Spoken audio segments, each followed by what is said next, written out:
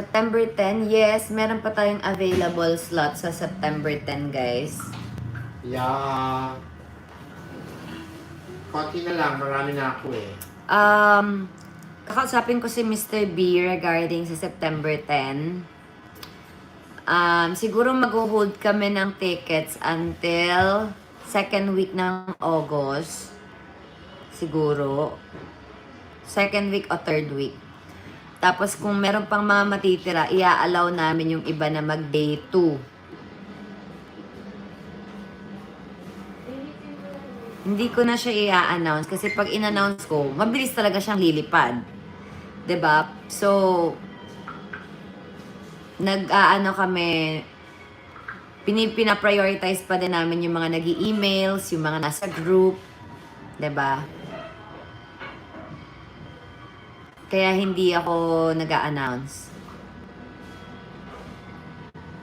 Kasi ang dami pong gusto mag-day 2, kaya lang, as much as possible, sana tigi isang araw para makanood lahat. Pero, pag second week o third week, ayun, baka mag-allow na kami ng day 2.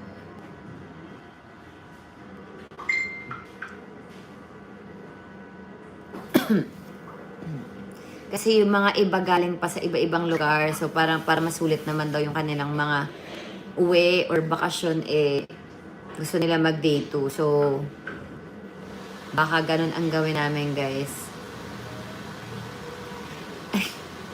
I'm so sorry, Jesus. Ang dami nag-i-email din sa akin. Naluloka na din ako. Tapos yung ibang nag-i-email sa akin, sinasend ko yung email ni Francis. Hindi ko din alam kung nasasagot siya ni Francis. Try kong sumagot, ha. Mamaya, pagbaba ng phone. Number 11 is sold out. Yes po. I already emailed you.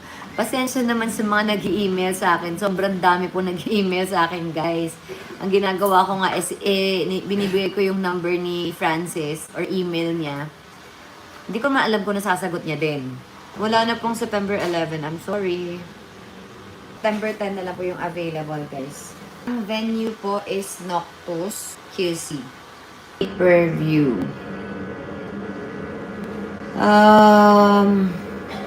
Actually, hindi talaga ako marunong ng pay-per-view na yan, guys. Iniisip ko baka sa Red App ako mag-pay-per-view or hindi ko alam. Antayin ko si Mr. B, usap kami.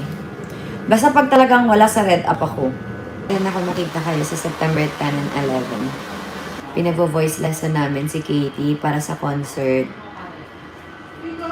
So, ayan, sa mga bumili ng ticket para sa September 10 and 11, napapanood niyo po si Katie, kakantahan niya kayo, guys. And, wait lang, wag natin tawagin concert kasi ha, baka masita tayo dyan. It's more of like, para siyang Thanksgiving na birthday celebration with the KKK. Siyempre, ang hirap naman kung hindi tayo mapapatikit dahil ang dami nyo, guys. So, ano lang siya, guys. Yun, more of parang Thanksgiving lang siya with a KKK and birthday celeb sa KKK. Hindi talaga siya concert.